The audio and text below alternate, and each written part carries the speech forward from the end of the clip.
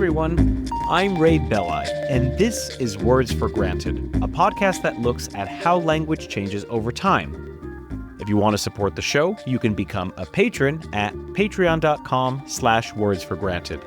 And if you want a sneak peek and to maybe give me some feedback on a new video series that I'm launching in the fall called History of the World in 50 Words, send me an email at wordsforgranted@gmail.com and I'll send you a link. Okay, let's get straight into today's episode with writer and editor Jay Stookesbery.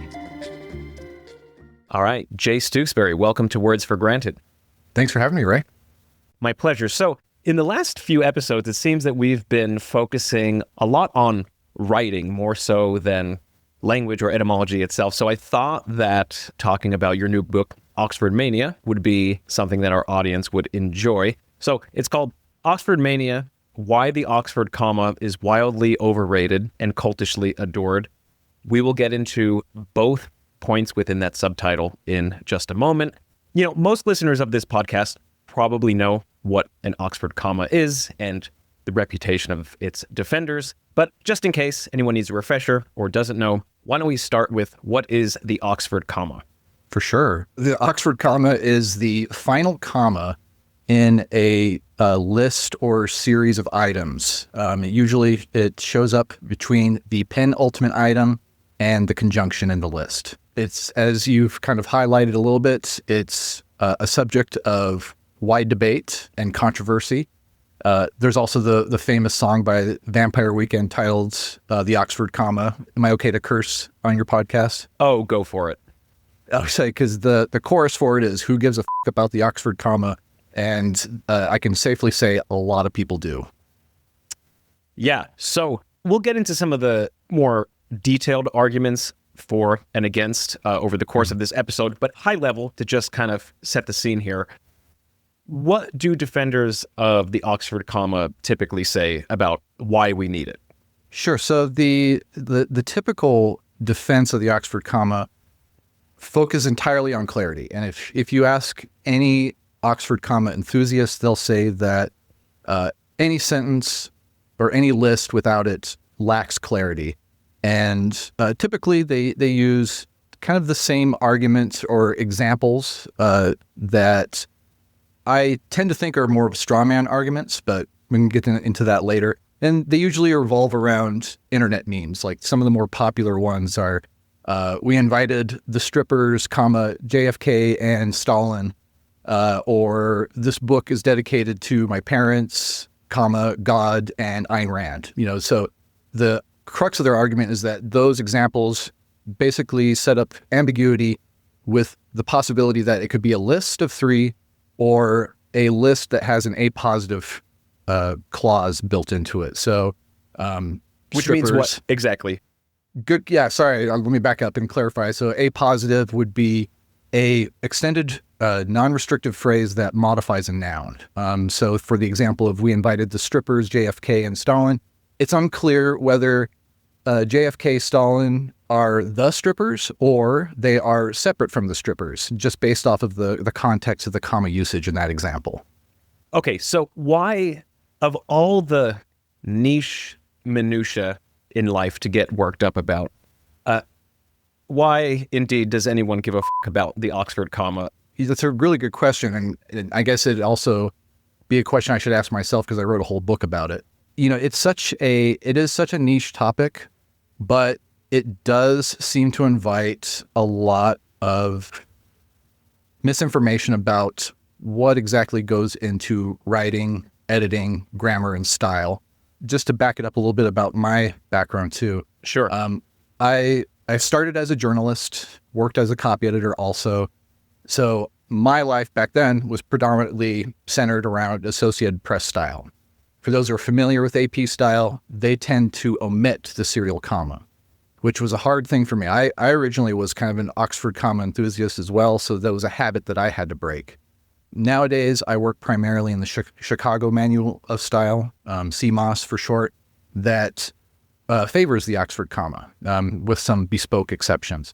So I've lived in both worlds, and so I see how both examples or both styles differ on that specific topic, But it also gave me a broader perspective about how this plays into the broader idea of clarity versus ambiguity. And I noticed that there are a lot of just really bad information online about it. And I noticed a lot of folks who are very enthusiastic about the comma, who usually would use these types of straw man arguments that I highlighted earlier to justify their position. And anytime that I responded to the comments, some of what my suggestions are, you could always reorder the list. You can say JFK, Stalin, and the strippers, and that would remove the ambiguity of the A positive. And it always would get pushback. And it always seemed to be this very strongly held passion for the Oxford comma, so much that it blinded them to the actual better ideas and best practices involved with writing and editing. So that was kind of the crux of what started my mission to debunk a lot of the myths about the Oxford comma. Yeah, so you mentioned something there, which I think we can expand on just a little bit, which is you mentioned grammar and style. These are not the same thing. How might you distinguish grammar from style in the context of writing? So I always like to use the example of music as a way to describe or characterize the difference. You can think of grammar as the notes, the bars, a lot of the hard set rules that are built into what makes a musical composition. Everything from scales and notes, everything that's very systematic and hard set built into it. Mm-hmm. While style would be all the variations that you can put on that, specifically with different genres, jazz, punk rock, heavy metal, classical, all these different styles that use the baseline of music theory and composition to develop something unique. There's nothing right or wrong about style. Grammar deals with more black and white issues, subject-verb agreement, terminal punctuation, things of that nature, while style addresses more of the gray areas that we're not sure. And that could be gray with an A or an E, depending on your American or British English usage. Somehow, as a kid, I got the Grey into my head. I have no idea why. I suspect it may be thanks to Thomas the Tank Engine, which of course is a British show that was popular here in the U.S. in the late 80s and early 90s. That's that's my only explanation for why my tendency is to spell gray, Grey, even though nowadays I have adjusted and spell it Gray. But I digress. Please continue. But no, that's actually a really good point, because there is a lot of stylistic conventions that we grow up with that we don't realize are not actually a grammar versus style, difference. So that's a great example. Other examples. So for me, I'm a millennial who learned how to type on a computer, taught by someone who learned how to type on a typewriter. So I was ingrained with the double space after the period. And when I got into the writing world, that was a very hard habit to break. I actually would say quitting smoking was harder than breaking at the double space. So something, for example, like the terminal punctuation, putting a period at the end of a sentence, that is grammatical. That's not stylistic. There's no debate there. Or let's see if I remember my technical grammatical terms here. If you have two independent clauses, that's when you use a comma and an and, right? Like I went to the store and I'm happy. That's kind of a silly sentence. Right. But you would grammatically you would need the comma and then the and. Correct. As opposed to I went to the store and bought an apple. Mm-hmm. No comma needed there. Mm-hmm. So those are grammatical. And sorry if I'm trying to draw something out that's self-evident, but why is the Oxford comma a choice and not mandatory? Well, you need to kind of dive back into the history of it. So part of the reason why journalists stopped using the comma was considered a space saver, right? Like they were able to write a list, present it in a simple way, omit the comma as a way to save on space. And, a lot of people would ask the question, like, well, how much space can you actually save by omitting a comma? When Webster came out with their third international dictionary, they made the editorial decision to cut the comma, the serial comma, out of their book. And it actually saved them, cut down 80 pages on the dictionary itself. So as a cost-saving measure, it made sense. And, if you think about it in other lists, do we use a comma to separate in a list of two? You would say Batman, comma, and Robin. So there are some elements to this that are just, there's not really a solid answer one way or the other on it. So that's why I consider it to be in that gray area. Let's take a moment to just discuss its name, which is the Oxford comma. I guess it is also known as the serial comma, which actually might be the more technically accurate term, because if I'm remembering correctly, the Oxford comma wasn't invented or even necessarily endorsed by Oxford itself. So I guess my first question is, how long has this comma been around, or the choice to use this comma, and what does Oxford have to do with it? Yeah, that's a great place to start. So to kind of back it up, you're right. It goes by a lot of different names. The Oxford comma is the most popular one. A lot of editors prefer to use serial comma as its descriptor. Benjamin Dreyer, who is a famous editor for Random House, he hates calling it the serial comma because it feels like he's referring to like a serial killer. So he likes to refer to it as the series comma because it's a comma that you use in a series. And there's actually a small group of people who refer to it as the Harvard comma, but I'm assuming that's just Harvard alum that like to do that. So to kind of go back to the origin story of the Oxford comma, what's popularly determined to be the source of it is a gentleman by the name of Horace Hart, who was the managing editor for University of Oxford's style guide. It's the oldest style guide in the English language. It's had, I think, 40 different editions since 1893.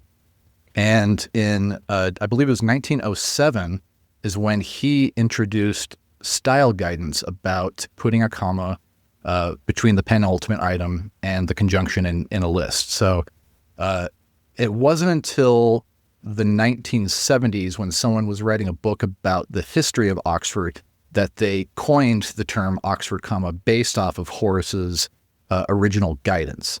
But I argue it's up for debate about who gets to take credit for it. There were other style guides that came out then around the same time, one famously by F. Howard Collins, who also introduced, I actually think he published the same year as Horace Hart did, about mandating the serial comma. And he cited Herbert Spencer, which was a famous philosopher, 19th century philosopher, who infamously came up with the idea of social Darwinism. We won't go into that. That's a whole other subject. Sure. But the Oxford comma was in wide usage since the 15th century. There was a linguistic study that published in the Australian Journal of Linguistics that took big sections of English text at that time and try to compare usage over the last few centuries.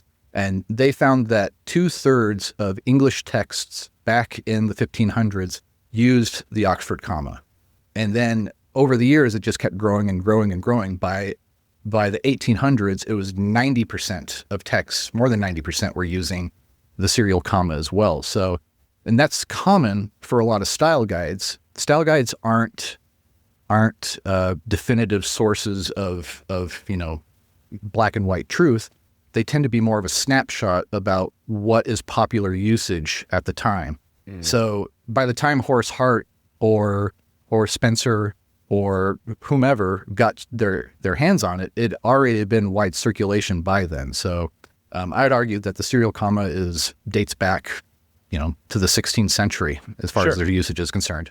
Perhaps I'll sort of reveal my stance here, which is before reading your book, I would say that I was in the Oxford comma camp, not as someone who's passionate about it, like, for God's sake, I don't care what anyone does and they write the way, you want. But for me, when I write, typically I always use it. And my reasonings are, one, I think it sort of creates a visual unity, which is subjective, of course. And I think the main thing for me is that it creates equal pauses between the items in the list. And so let's say I said, what's the classic breakfast example? I had coffee, bacon, and eggs. And so if I said coffee, comma, bacon, comma, and eggs, that sort of reflects certain pauses where each one is delineated as its own. Whereas if I said I had coffee, comma, bacon and eggs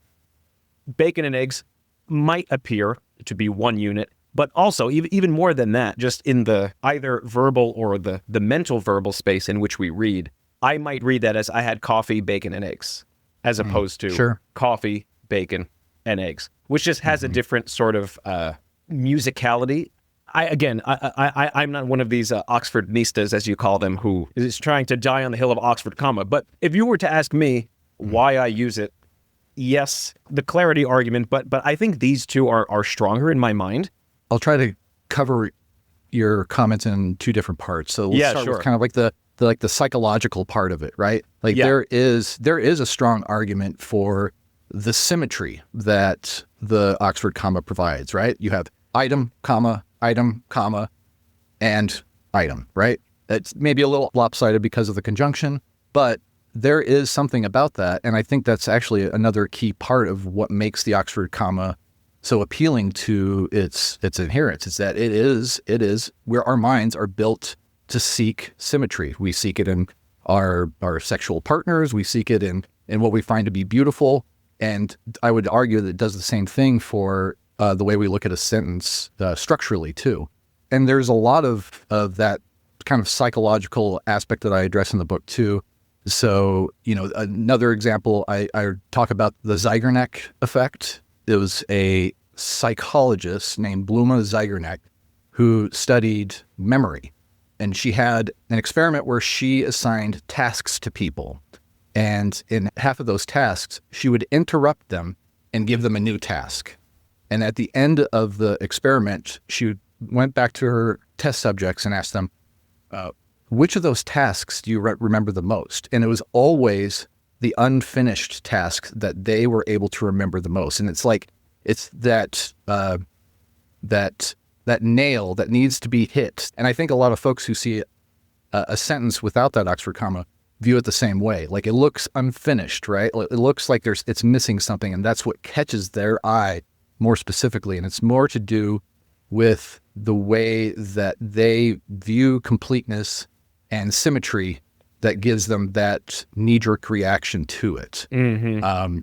And to kind of go back to the part about the cadence of it, I think that it's another decent point about how the Oxford comma represents spoken word. And that's the one thing that's so funny about this, because we're talking about punctuation and something that we can't see when we're talking, right? Of course, punctuation is a totally artificial invention, literally, to emulate speech. But when we speak, language doesn't inherently have commas, nor does it inherently have writing. Language is, what we're doing now, speaking to each other. Mm-hmm. Right. Yeah. And I would make the argument that the conjunction can serve that exact same purpose too. Even the way that we talk about, we're coming up with like a list, just an example. The American flag is red, white, and blue. And sometimes you can even increase your intonation on it. It's red, white, and blue. And that's the way you signify via speech what the end of the list is.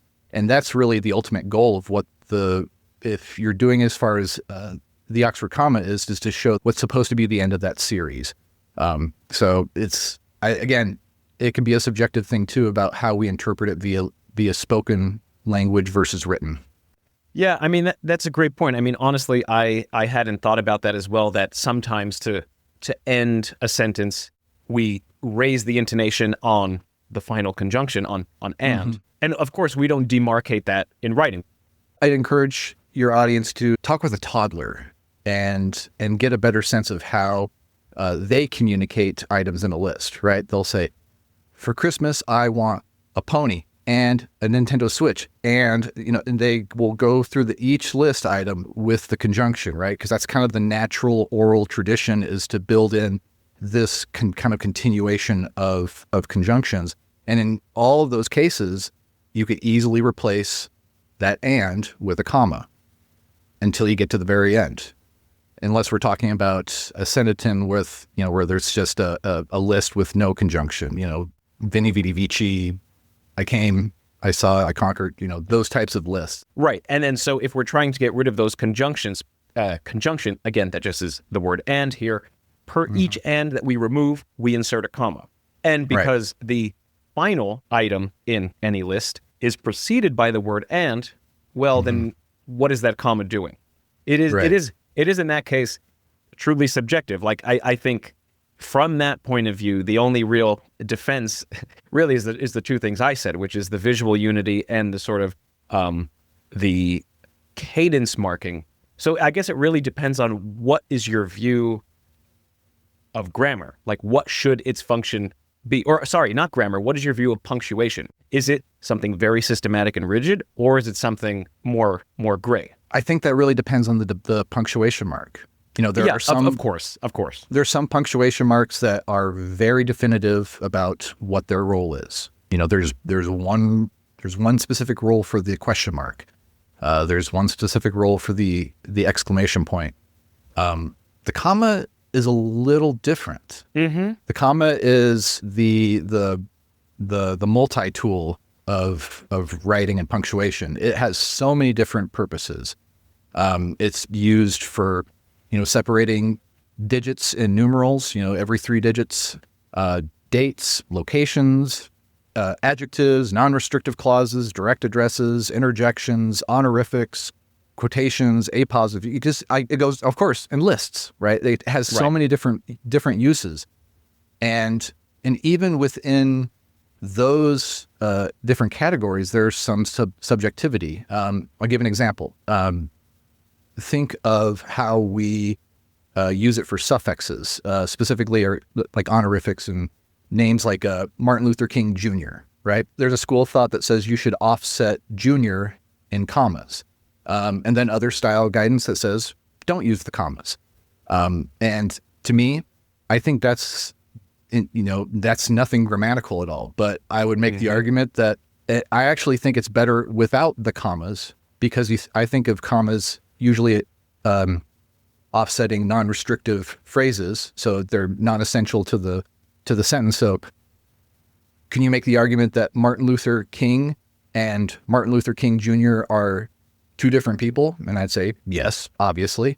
So then you'd want to keep that junior in place without it being considered non-essential.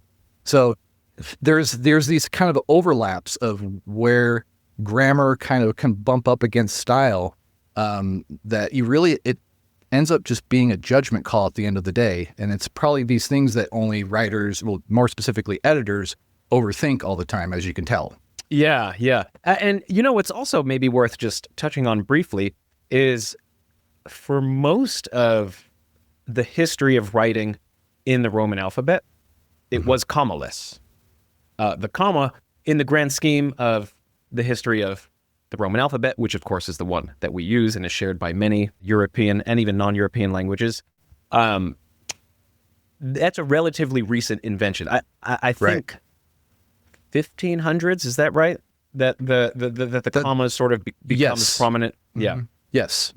Yeah. So if we got 1500 years into the history of writing before anyone decided, maybe a little longer than 1500 years, but more or less over a millennia of writing in this alphabet without using the comma, I think that in and of itself is some indication that there is some wiggle room for, what is grammatical and what is style. And maybe another thing to sort of drive this point home even further, even though I said that I myself pretty much always, and I put this in quotes, always use the Oxford comma, I think that there is a big difference between, for lack of a better term, informational writing and purely artistic writing. And obviously informational writing can be artistic, but I think you take my meaning where artistic aesthetic might not be the main point of the writing.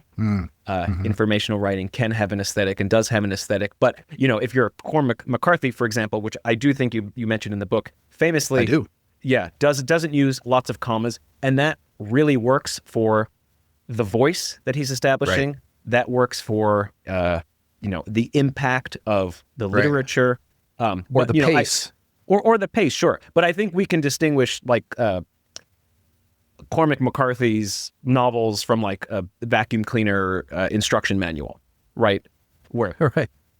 yeah, where one's the main point of one is to be informational and the other one is Right. artistic. So I Right. think it goes without saying that in the realm of purely artistic writing, all is fair. Like, do what you want for your artistic effect. So maybe we should have said this up front. I think what I'm at least talking about is mostly, more informational or at least nonfiction and not purely artistic writing. For Is sure. is that fair? Yeah.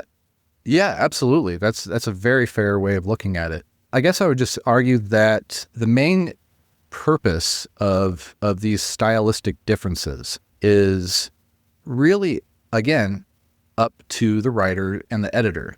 And ultimately, the best argument for whatever, stylistic preference you set upon is what you like, is what you prefer. It's what you're used to. And I think you'll find that you're in good company to use the Oxford comma, especially in American English. It's predominantly we were talking about the differences between, British and European stylistic and American stylistic conventions. And you'll find that the Oxford comma is kind of our version of the imperial system for measurements. The rest of the world is on the metric system and without an Oxford comma, while we stick with it with both feet and serial commas. So yeah, it's really something that's, again, a completely subjective call based off of who's doing the work. I think that correct me if I'm wrong, but the impetus for writing your book and, taking this very niche subject seriously enough to write a book is the degree of passion with which the Oxfordinistas, as you call them, defend the Oxford comma. Is this sort of the Oxford comma cult? Would you say that it is a product of the internet, grew exponentially with the internet? Like, what is the role of the internet in sort of popularizing this cult and the identity therein? Yeah, I would wholesale argue that the growing popularity of the Oxford comma is the natural byproduct of the internet culture. It really, obviously, as I referenced earlier, the memes, the memes of production, that's really where it came from. Yeah. The way of being able to take something that could be so drab and boring, such as grammar and style, which are things that, most of us haven't thought about since, 5th grade. 100%. You cannot think of anything more boring than editing, technical writing and editing. Yeah. Right. Yeah. And then to turn it into something that can capture the imaginations of so many people, I don't know how that's possible other than just how colorful the way that they have characterized their primary arguments, whether it's, provocative pictures of world leaders in fishnets because we're confused about what their identity is in a series of lists. It's truly an interesting phenomenon. And I believe in my book, I cite some of the Google trends that kind of back up that thesis too, where you can see the spikes in usage just based off of some kind of key events that would have been non-starters in the pre-internet era that just took off. Best example I could think of is Theresa Coffey, who was a former conservative member of parliament in the United Kingdom. She was kind of a controversial figure. She opposed same-sex marriage. She told food insecure Brits that they should just suck it up and work harder. And she took a lot of money from big tobacco and as a result was very soft on smoking bans and things like that. But of all those controversies, the thing that really stood out is that she despised the Oxford comma. I think she called it one of her pet hates. And a internal memo got leaked to the Financial Times when she took over as the health secretary for the UK. And in her internal memo, she was encouraging guidance on communications. Stay upbeat, be positive. And then one of the other recommendations was avoid the serial comma. And it turned into this nationwide controversy where people were calling it a linguistic dictatorship. And, it just turned into this culture war type thing that really set a lot of people off. And it's just funny that something as small as that could catch like wildfire. Of course, and also very indicative of our times that, if there's a stance to take on something, like the extreme version of it is appealing for, right, right. And just die on that hill too. Whatever reason, yeah. We really love dying on our hills these days. Which, maybe one of the last points we can bring up is that I wanted to talk a little bit about misinformation around the Oxford comma. I actually do remember seeing this one in the wild, which was that there were claims that the Associated Press banned the Oxford comma, which I don't believe is true. It is not. Right. And then the other one, which is like, this is what is that term? Truthiness. There's some truthiness to this, but it's not totally true, which is that an Oxford comma helped win a lawsuit. Mm-hmm. So tell listeners a little bit about this story. Sure. And I'll back it up too a little bit to talk about Associated Press. Oh, sure. For their quote-unquote ban on the serial comma. As I referenced earlier, AP is infamous amongst Oxford enthusiasts because they do omit it. But if you actually do a deep dive into AP style, it's not a wholesale ban. It's dedicated simply for simple lists. And this is guidance that dates back to the 1930s when the AP started first putting together their own style guide. So it's not a wholesale ban. I can quote the actual guidance here. It says, use commas to separate elements in a series, but do not put a comma before the conjunction in most simple series. But it also says, include a final comma in a simple series if omitting it would make the meaning unclear. So, and the same goes for very Chicago reasonable. Manual. Right, very exactly. Reasonable. And Chicago Manual Style does something very similar.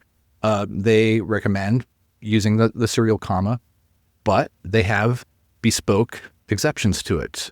For example, if you are writing a title that uses an ampersand, they discourage the use of a serial comma before that ampersand. So it's not a black and white thing. There isn't one style guide that just is hell or high water on that particular topic.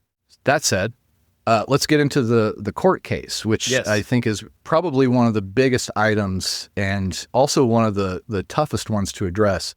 There was a court case that famously hinged on usage of the Oxford comma, but a deeper reading into the judicial decision on it would suggest otherwise.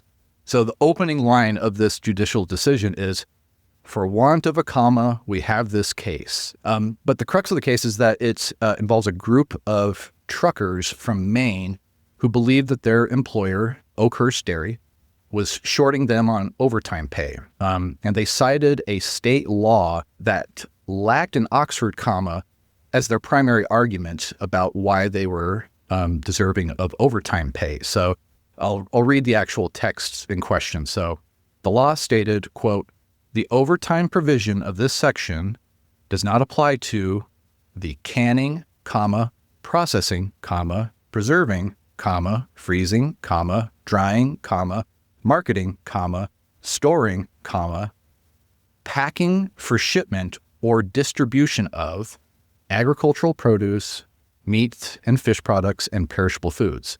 So it's that last item that says, or last two items, that's the debate, right? Packing for shipment or distribution of. And there wasn't a comma before the or in that list. So the truckers argued that packing was the last item in that list. They said, we don't pack, we ship and we distribute. That's what we do. So that exception doesn't apply to us. Give us our overtime pay. And if your audience is as nerdy as I am, they must read this judicial decision. It is so wonky. It gets so much into it. Aside from the legalese, it really gets into grammar and style, and it's kind of a fun read. And so it became unclear. So going back, it became unclear what packing for shipment or distribution meant. Did shipment and distribution modify packing, or was distribution supposed to be its own standalone item? So the truckers claimed that the lack of the serial comma was what made that confusing. And they argued that the law in question used a synonym, so it's a list without a conjunction. The judge went back and looked through Maine law to see, are there examples of something similar like that? And he couldn't find anything. And he actually called that argument hardly fully satisfying. And the bulk of his argument about the lack of the lack of clarity in the law was based off of the lack of parallelism in the list. So to give some definition, parallelism is the practice, and this is, again, more of a little grammatical. This is the practice of treating each item in a list the same way. So if you go back to looking at the list, most of the items are gerunds. They are nouns looking like verbs, right, with an ing at the end. Canning, processing, preserving, freezing. And shipment or distribution, distribution broke from that exact pattern too.